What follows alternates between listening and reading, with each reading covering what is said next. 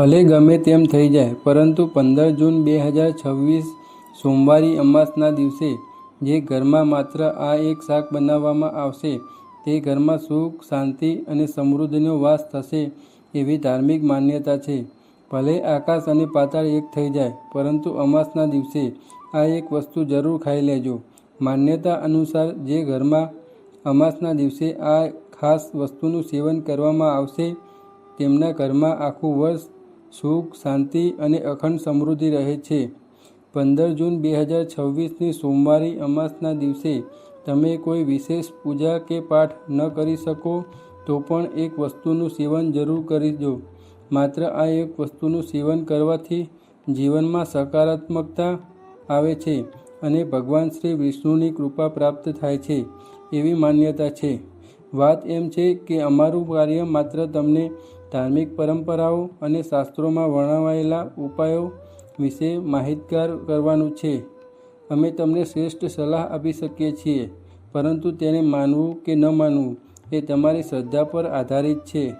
તેમ છતાં જો તમે આ સલાહને શ્રદ્ધાપૂર્વક જીવનમાં અપનાવશો તો ચોક્કસપણે તમને આધ્યાત્મિક લાભ મળશે. 15 જૂનની આ સોમવારી અમાસ ખૂબ જ વિશેષ અને પૂર્ણદાયી માનવામાં આવે છે.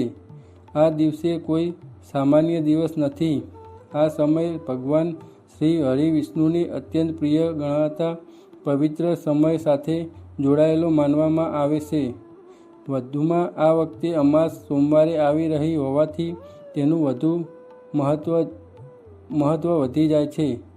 સોમવાર ભગવાન શિવને પ્રિય દિવસ માનવામાં આવે છે અને ભગવાન વિષ્ણુની ઉપાસના માટે પણ શુભ ગણાય છે.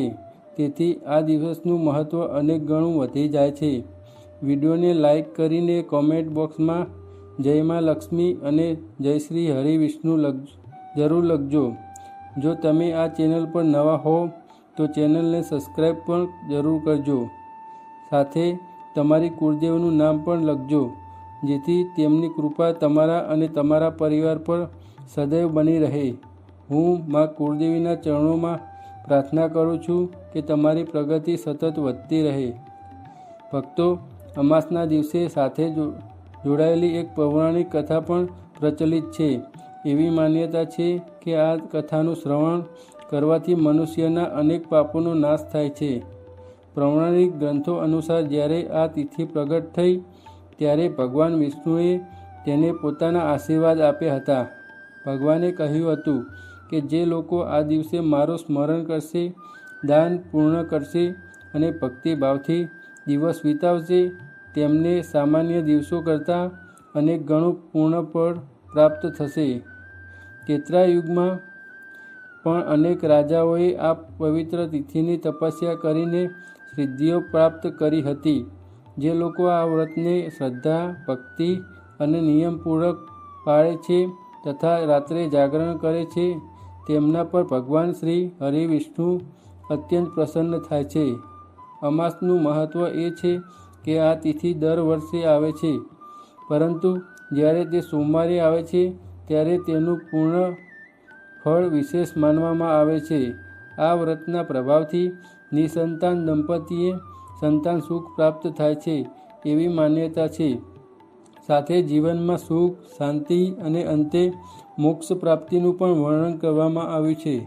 ભક્તો, જો હજુ સુધી વિડીયોને લાઇક ન કર્યો હોય તો અત્યારે જ લાઇક કરી દો અને તમારી કુળદેવનું નામ જરૂર લખો. અમાસને માતા લક્ષ્મીનું સ્વરૂપ પણ માનવામાં આવે છે. આ વખતે સોમવારનો શુભ સંયોગ હોવાથી ભગવાન વિષ્ણુ અને માતા લક્ષ્મી સંયુક્ત આરાધના કરવાથી ઘરમાં સુખ, શાંતિનો વધારો થાય છે એવી માન્યતા છે. ઘરમાં સકારાત્મકતા વધે છે અને જીવનમાં શાંતિનો અનુભવ થાય છે.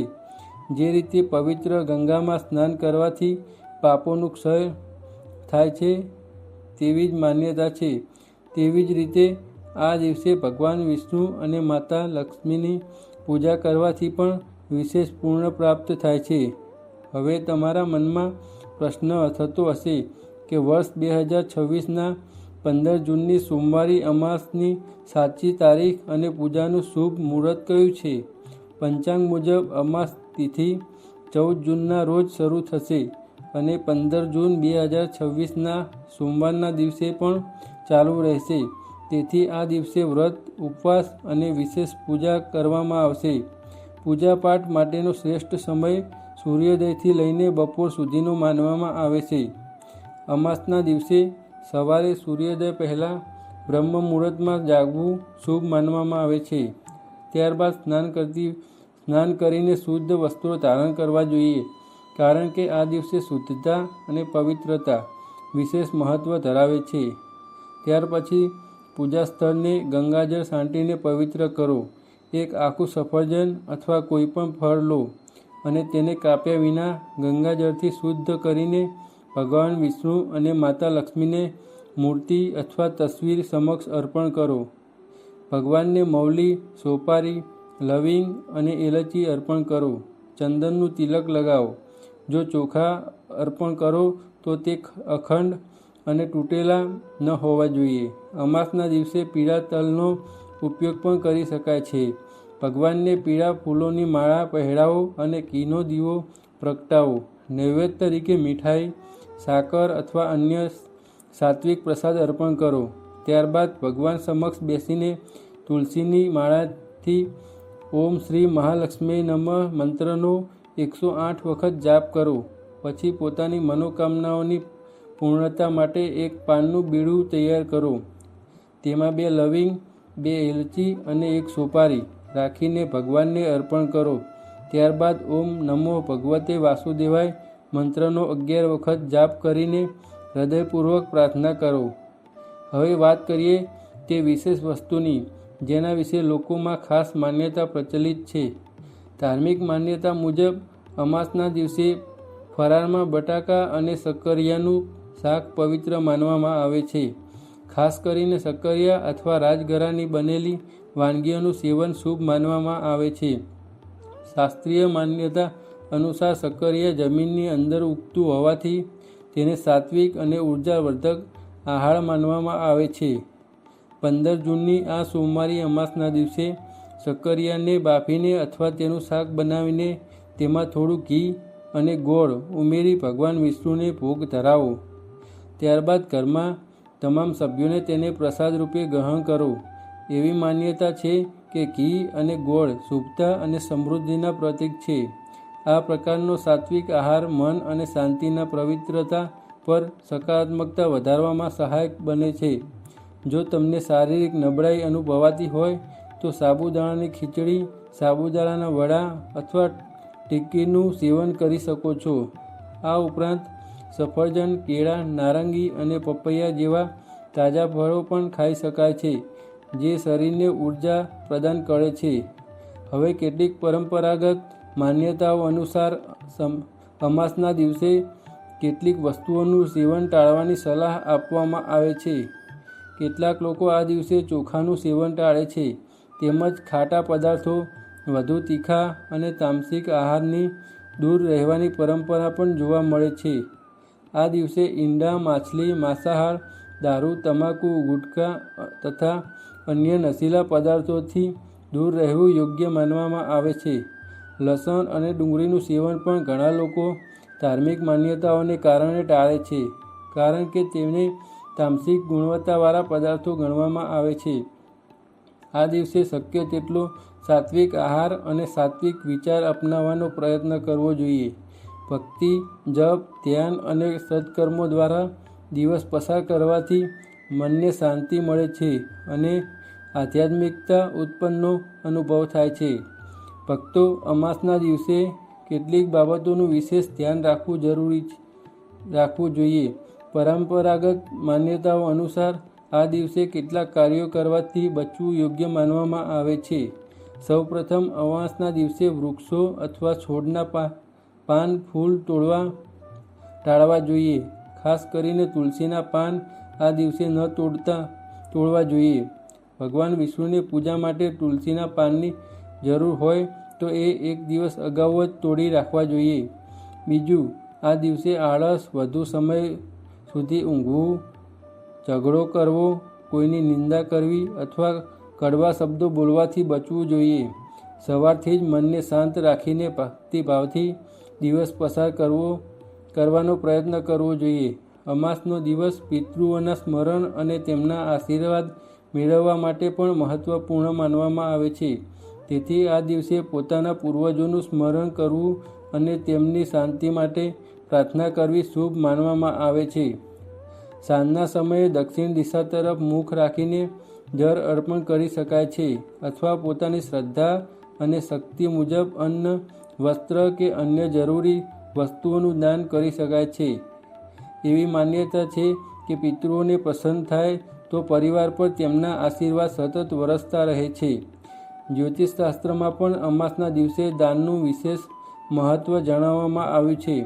સોમવારના પ્રસંગ શુભ સંયોગને કારણે દૂધ, ખાંડ, ચોખા અથવા સફેદ વસ્ત્રોનું દાન શુભ માનવામાં આવે છે. દાન હંમેશા નિસ્વાર્થ ભાવથી અને પોતાની ક્ષમતા મુજબ જ કરવું જોઈએ. જે ઘરમાં અમાસના દિવસે દીવો પ્રગટાવીને ભગવાન તથા પિતૃઓનું સ્મરણ કરવામાં આવે છે ત્યાં સકારાત્મકતા અને શાંતિનું વાતાવરણ રહે છે એવી માન્યતા છે. માતા લક્ષ્મીની કૃપા પ્રાપ્ત કરવા માટે આ દિવસે શ્રી સૂક્તનો પાઠ કરવો લાભદાયક માનવામાં આવે છે. જો સંસ્કૃતમાં શ્લોકોનું વાંચવા મુશ્કેલ લાગતા હોય તો પણ ભગવાનનું નામ સ્મરણ અને ભક્તિભાવથી મંત્ર જાપ કરી શકાય છે. તમે શ્રી બીજ મંત્ર અથવા ઓમ શ્રી મહાલક્ષ્મી નમઃ મંત્રનો જાપ કરી શકો છો. નિયમિત જાપ મનને એકાગ્રતા બનાવે છે અને આધ્યાત્મિક શક્તિમાં વધારો કરે છે. ધ્યાન રાખજો કે અમાસની રાતે ઘરમાં મુખ્ય દ્વાર પાસે એક દીવો પ્રગટાવવો શુભ માનવામાં આવે છે. દીવો પ્રકાશ, આશા અને સકારાત્મકતાનું પ્રતીક છે. ભક્તો, જીવનમાં સુખ અને દુઃખ બંને આવતા રહે છે, પરંતુ ભક્તિ, સદાચાર અને સકારાત્મક વિચારસરણી આપણને દરેક મુશ્કેલીઓનો સામનો કરવાની શક્તિ આપે છે.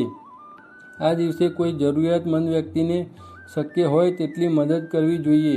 ગરીબોને ભોજન કરાવવું, જરૂરિયાતમંદોને અન્નદાન કરવું અથવા કોઈની મદદ કરવી એ પણ એક પ્રકારની સાચી ઉપાસના છે.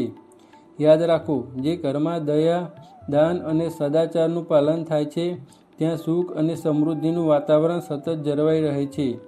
આ ઉપરાંત 15 જૂનની આ પવિત્ર સોમવારી અમાસના દિવસે તમારા કુટુંબ અને પરંપરા મુજબ જે પણ ધાર્મિક વિધિઓ પ્રચલિત હોય તે શ્રદ્ધાપૂર્વક જરૂર કરજો.